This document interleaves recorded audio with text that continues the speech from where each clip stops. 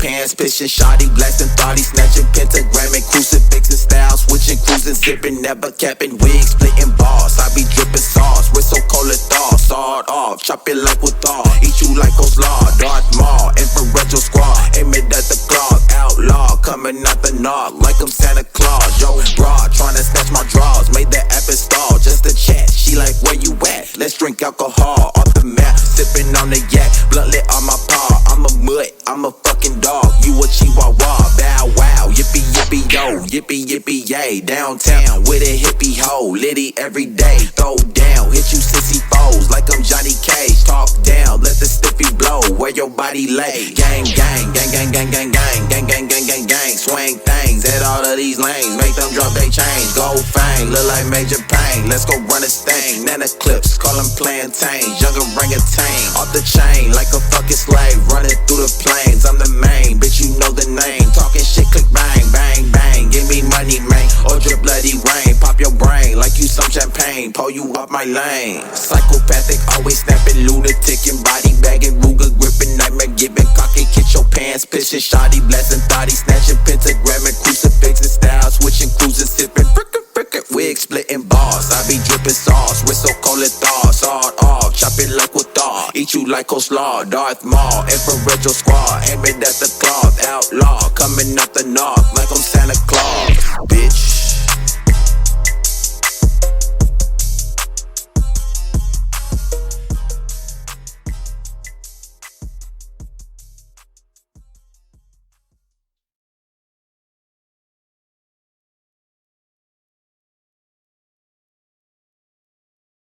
My name is Jose Lara. My Instagram is Lara Evo X. I have a 2011 Mitsubishi Lancer Evolution 10. Probably the fastest daily driver I've ever owned.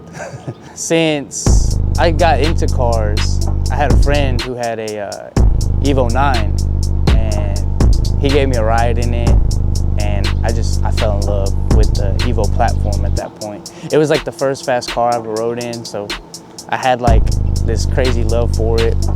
And I told myself, one day I'm gonna own a Evo 10, and this is my second one, and I wouldn't trade it for anything in the world. I have an ETS intercooler paired with AMS intercooler piping, upper and lower. I have an AMS short ram intake with the bigger MAF housing. I have a Grim Speed boost controller, driven fab catch can, 1300X injector dynamic injectors. I have a matte manifold with the GT3576R. ETS open dump paired with the Tomei titanium exhaust. I've been doing research on top of research, seeing what works best, and I've had a lot of different setups, so this one works good for me. I made 489 with 390 foot-pounds of torque before the cams. But since then, I had turned it up a little bit, then I slapped the cams in and I turned it up a little bit more, and I haven't been on the dyno since. But once I get on there, I'm shooting for as close to 600 as possible. So I run Street Runners of Nashville, and that's the car crew I hang out with. Those are some of the best guys here in the state. We currently do like late at night meets, and we try to see who has the fastest car out there. And it's always good to meet new people. Like this is a good way to see whose car does what. A lot of people have a bad image of us because of what we do, but we think about other people first before we do what we do. We try to be as safe as possible, even though it's not safe, but there's only so much we can do. So we wait till it's late at night, there's hardly any traffic, and we'll hit the highway, do some pulls, see where everybody's at. And if there's another group that does a meet like that, we'll attend it and we'll try to compete with them and see where everybody's at. It's a good way to relieve stress and a good way to forget about the troubles of the world. That's the main reason we do it. Just living every day and dealing with the work life, and it's a good getaway.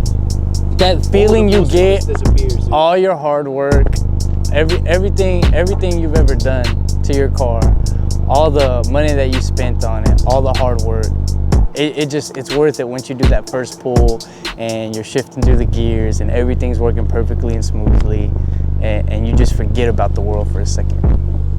That's the best feeling like I could think of. If I could go back and change something about my car, it would probably be the turbo setup. I would probably go top mount, seeing as I have all these goals now, and now that I've done everything once, I know what I want, like for sure the second time.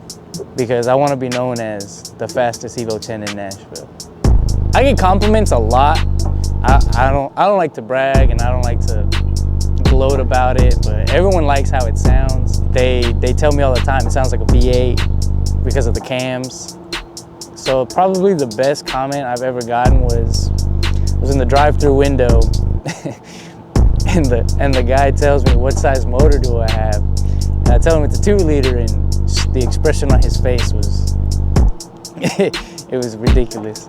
He couldn't believe me. He thought it was like a 6.2 or a 5.7 or a 5.0. It's just guys that don't really know about cars. The worst comment, I think someone told me one time it sounded like a rice burner. Comments like that don't bother me. It's more or less like they try to build themselves up, try to bring me down, but it doesn't bring me down, because at the end of the day, if I like it, then it's good. So I'm planning to build my motor and probably sell my turbo setup, the exhaust and all, everything. And I'm probably gonna end up going top mount hood exit, which is one of the more common things to do, but I'm aiming for 1,000 horsepower. Like that's the end goal, to have the fastest 4-cylinder possible. There was a Honda Accord with a body kit on it and some neon lights. I was 16 years old and I saw Fast and Furious for the first time, I think, and I was like, yeah, I want that. So I got me a white Honda Accord with a body kit and some neon lights and some wheels and an exhaust. And I just thought I was the fastest kid on the block. E6 Tiburon GT. And that's the first car I actually modified on my own. I put coilovers on it, put an exhaust on it, cold air intake, and it was my first manual too. And that's the car that set it up for all the future cars. After that one, I had a Genesis Coupe 2.0 turbo, first turbo car I've ever owned, and I went crazy with it. I slammed it, put wheels on it, carbon fiber hood, bigger turbo. I wanted to be the first Genesis Coupe in the States to run E85, which I was. That car I hit a milestone with it. That's when I knew what I wanted for my next car. That's when I knew what to do with my next car. I learned everything, working on cars, everything with those two cars. I did everything on my own. I never took it to somebody to get it done. I wanted to learn because I wanted to just build that bond. And people say hard work pays off. And once I finished it and I got the compliments and the looks and the pictures and all that, I was like, yeah, it finally paid off. So I got rid of the Genesis, and that's when I jumped into the Evo. And after that, like, I knew exactly what to do. So I fixed up my first Evo, and I feel like I didn't appreciate it enough because I was constantly racing it, constantly beating on it. Like, I was just excited to have it. Then somebody hit me from behind and made me spin out on the interstate, totaled that car out. After that, I didn't want to do anything anymore. I didn't want another car. I didn't want to deal with building another car, because it's like all my hard work just was destroyed. So what got me into cars was the Fast and Furious movies. And I was just seeing how they were fixing up their cars, racing them, and it was just something I've always wanted to do. And now that I do it, it's like I see why people do it and why it's done and why people get so much satisfaction after they install a certain part. It's a good getaway. Other than that is the alignments that I do. Like, people hit me up from all around the state, the surrounding states. Yeah, the one that tripped me out the most was a lady drove 4 hours from Ohio all the way to me just so I can align her Mazda Speed 3. Because no one else would do it out there. No one else would even want to put it on the rack. My rack wasn't an in-ground rack or nothing like that. I had to get boards. So really, it was an inconvenience for me because I had to set it up. It took me, over an hour and a half to do it. But the satisfaction of the customers happy and they drive their car and like, oh my God, it's great. Yeah, I've never had it drive this straight, and like just those comments, those messages, that feedback, that is what made me want to do it more and more and more. And then more and more people started coming. I had people from Atlanta, all the surrounding cities of Nashville. I've had people from Kentucky.